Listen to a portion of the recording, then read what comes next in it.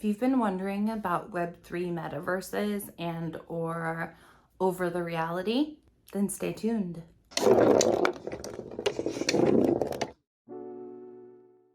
Hello, my name is Alexis Mercedes. I am the project manager of Fractal Labs. We are an app development team that is passionate about improving the UX of XR. On this channel, we document the intersection of Web3 and augmented reality as it unfolds. In this episode, I'm going to show you everything you need to know about Web3 metaverse over the reality.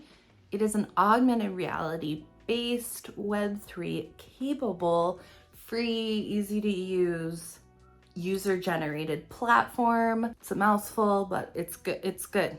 If you've been here before, you know that I've made a lot of content about this, including how-tos, but this is a quickly moving space and there's plenty of updates. The app looks different. The web app looks different. I'm gonna get you all caught up and ready to go right now. Viewing augmented reality using the Over app. All right, this part, very free, very easy. From your phone, you just go to the App Store and type in Over. It's the one that looks like this. And as a viewer, it's absolutely free to use. As of now, there's no in-app purchases, no advertisements. It's just a metaverse that you can use. Your first time in, you can continue as a guest or make a profile. We'll circle back to the profiles because I want the front end of this video to be why you'd even want to use this app, and that's to view AR experiences. Each AR publication with Over is tied to a specific parcel of land in the real world. One way you might find an AR publication is if there's one physically near you. Here is a screen share of me using the app. Let's say you were hanging out at Mount Tabor Park in Portland, Oregon.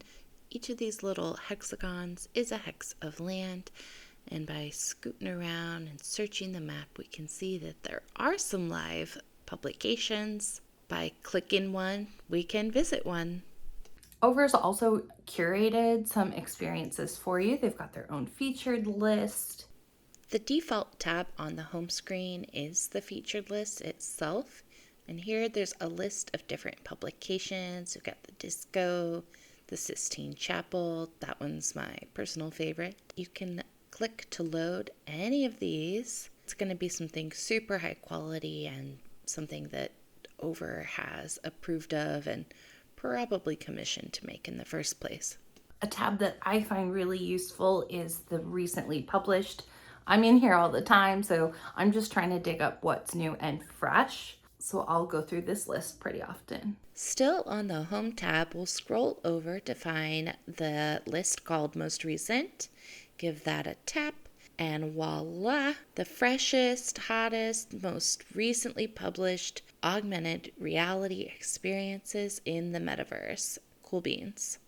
In addition to that, I think the best way to find ones that you will particularly find interesting is to make friends in the metaverse. Knowing other creators or following channels like this one, you'll see lots of publications that are made by a ton of different people, and we can share links with one another. There's a web link set up. It's always this URL / the 3-word land name. When you click on that URL from anywhere, the Over website will open and ask if you want to visit that land in the marketplace. So that's talking about the parcel itself, or open it in the app, which is the only way to actually see the AR that is published to that place. I've got a really long playlist of reviewing AR, 16 videos and 13 each. So I'll put the number on the screen. It's a big number. In those videos, I'll show you all my favorite experiences, what I think is cool about them. They're always growing and changing. So if you're looking for new experiences to view, you can always look at those videos and hit those links. Augmented reality is a video overlay in real time, like an Instagram filter or a virtual try-on. When we use it in a metaverse way, it's more about transforming the viewer's environment and less about transforming the viewer themselves. Because it's a metaverse, You can exist in those spaces in a way that other people can see, optional, and you get to build an avatar to do that with. Up until this point, we've been operating under this Home tab over here, but now we're going to turn our attention to the Avatar tab. Once it's loaded, this is the default screen. I love seeing a more mature person as the default rather than a super young supermodel. I wish that there were more gender options or gender neutral options, but this is where we're at right now. For the sake of gender bending, I've chosen a male avatar to start with in my demo, and to upload a photo from my camera roll. You can also choose not to upload a photo at all, and it will give you a standard face.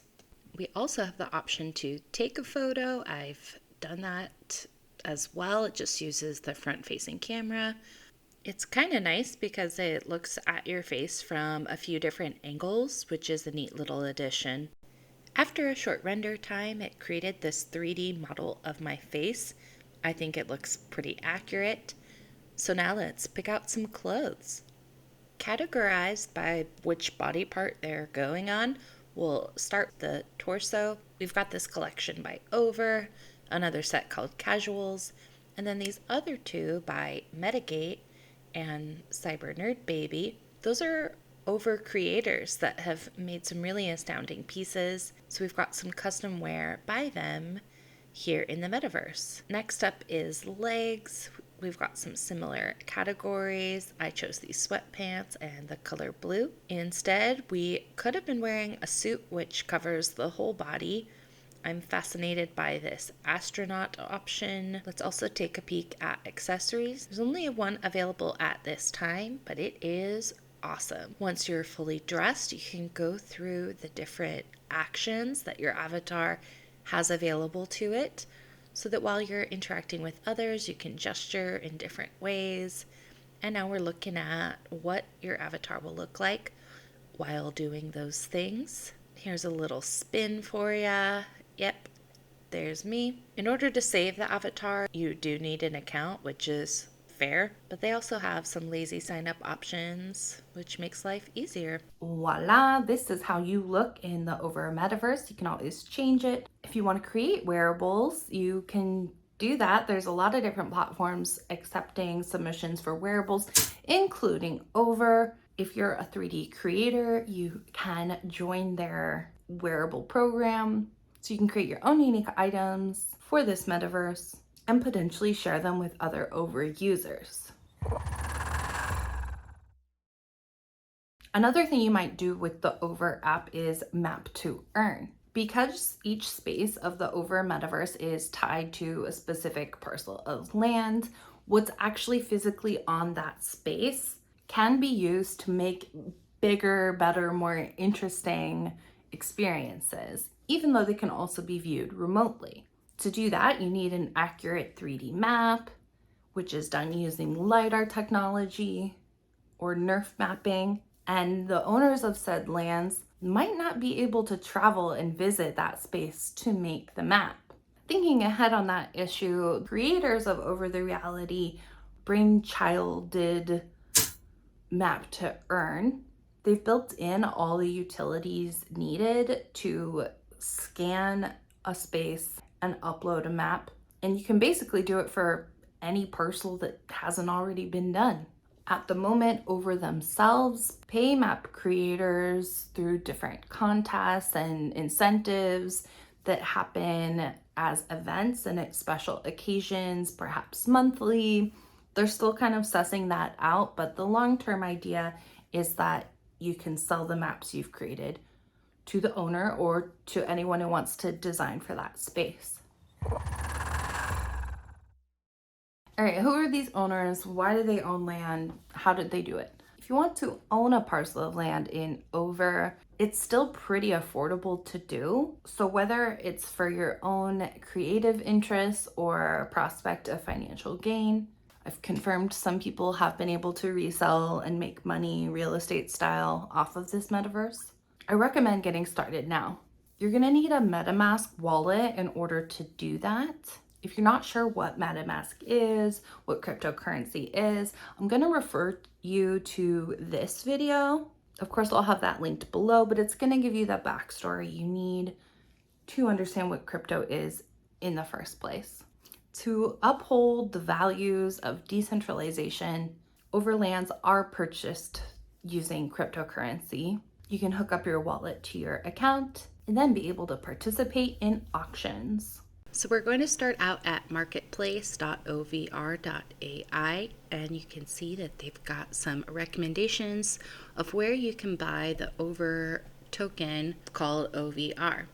They also recommend CoinGecko as an option if you need something else. I personally had a lot of luck with PancakeSwap, but there's a lot of options here, and do your own research. You'll need to have the OVR tokens in your wallet already when you go to purchase your lands, but it's definitely smart to figure out how many OVR tokens you need in the first place. So we'll pop over to the primary market. As a refresher, each land is called a hex and it is identified by a 3-word land name. You can search by location. Here I've entered Disneyland and seen what popped up. You can see that some are in special auctions, some are sold, and some are still available. I chose this one because it's near the main thoroughfare and also has a walking path. So I'm going to add that to cart. If you log into Metamask, these fields will be active. If you'd like to buy more than one land at once, that's completely fine. We'll just search for a different land. This time I used a park in Northwest Portland. Has a ton of foot traffic. This one is, again, off the road, but with a nice footpath, so that's a good option for my criteria. Looking at my cart, you can see the price that would need to be in my account in order to complete the deal, so I can add that amount. And that's starting an auction for the overland. After 24 hours, if nobody else bid on the land, then it is yours. In some cases, there's also a buy now option, so you don't have to worry about whether or not somebody will sneak in and get the land. It might take a day or two to show up in your wallet, but if you're the highest bidder, you have one, don't worry. If you're not sure where you want to buy the land, most people are going for spaces that are either highly trafficked by foot. You can't drive while you're doing this, right? You got to have your phone out in front of you. So foot traffic means more eyes. The other tactic I see done a lot is choosing spaces that you believe will become desirable to someone else. Like in Portland, which is where I live, somebody bought up all of the Nike buildings and campuses, and I can only assume that they're hoping Nike will also agree that over is great and want to buy it from them down the road. That all happens in the secondary market. If you'd like to place your overland for sale, you can do so here. Or if you have your heart set on a hex that has already sold, you might be able to procure it on the secondary market. This map is really handy and kind of fun to use. I see that there are several places for sale in this area, so I'm just going to zoom in a whole bunch and see what I can find. Renting is also a thing, so you can rent out your overland to other creators, or you can design an over experience for a space you don't own and rent that overland in order to host your space. This might be more appealing once overlands become more expensive. Because of the mapping quality, I think it is great to have access to the space, places that are not too far from home and again can be accessed by foot. Like a lot of people, I do plan on mapping my space and making my designs catered to that exact parcel or hex so that the AR publications I have there can be extra next level. Building the AR experiences, right? Like, we're not leaving without talking about that. Even if you don't own any overland, you might consider building for this space anyway. It is possible to use their web builder to build an over AR experience and then share that file with somebody else who is a landowner. They could publish it on their land. Another option is to use it as an NFT and then share it or sell it or use it using Over in the My NFT feature. You could also export it and then reformat it so that it can be displayed in web AR. That way you're just using it as an AR builder, which is cool. Landowner or not, here's how you use the builder. All right, to get there from the Over homepage, we'll click this More button, and then under Over SDK, we'll click on the Web Builder button. You can also go directly there, builder.ovr.ai. They've updated this web builder many times because they are on top of it and constantly improving their product.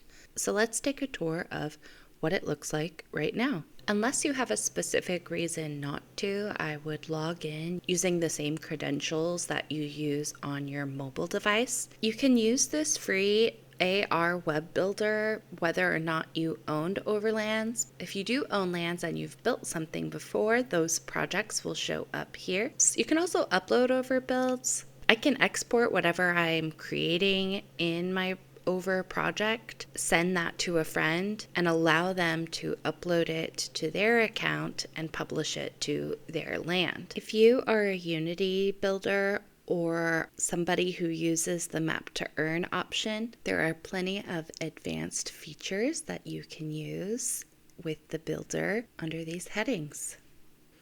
For those of us using free mode, we'll choose OVR Workspace when it asks us which land we're building for. And here is our workspace. Primarily, it overlaps with any other 3D builder. So if you've built 3D models or have built scenery in 3D, then you are way ahead of the curve. It comes with loads of free objects. I'm gonna just snag one.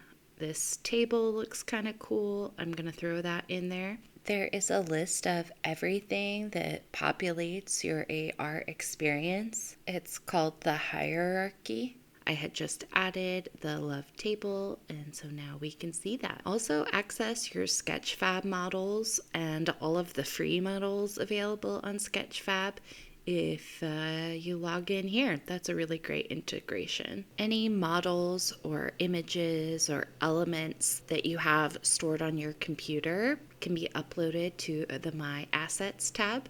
I'm going to pull this ring. I think that might look cool with our table. And now we have two objects. There is also ring under the love table. I'm hoping you can see how I'm dragging the ring around the space by clicking on the different arrows. If I want to rotate it, I switch to rotate mode. It had been on translate. And now instead of dragging arrows to move the location, I'm dragging rings to change the rotation.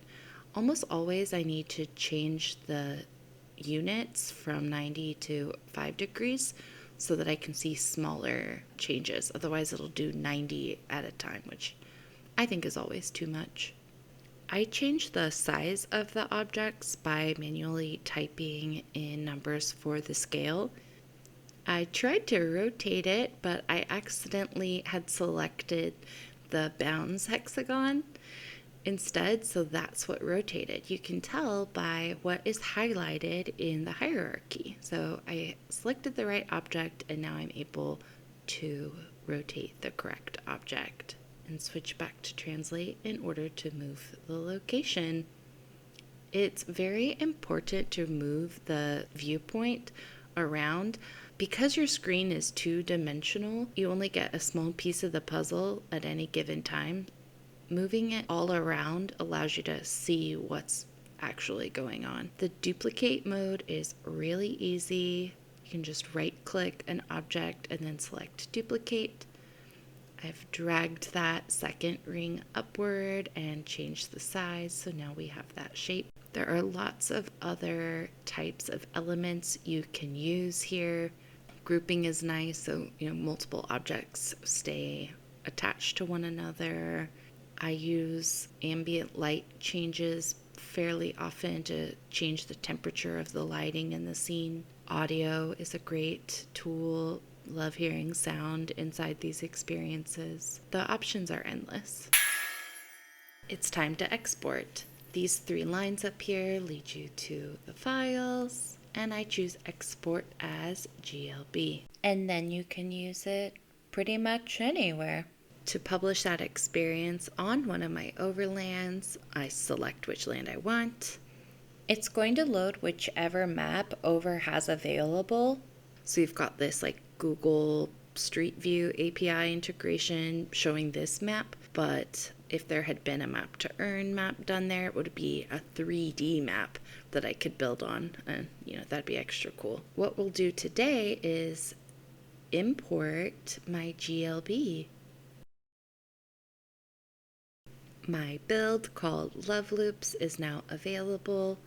We can drag that into the scene, and now it lives there just as I had left it. If I wanted to make any changes in order to match it with the mapping, I would definitely have that option. We're going to view this remotely, so I will leave it as is. If you're familiar with occlusion, you'll have a chance at this time to make some setting choices. And that's it. As soon as this finishes loading, we can look at it in AR. Back in the Over mobile app, it populated at the top of the most recent tab, and let's load it.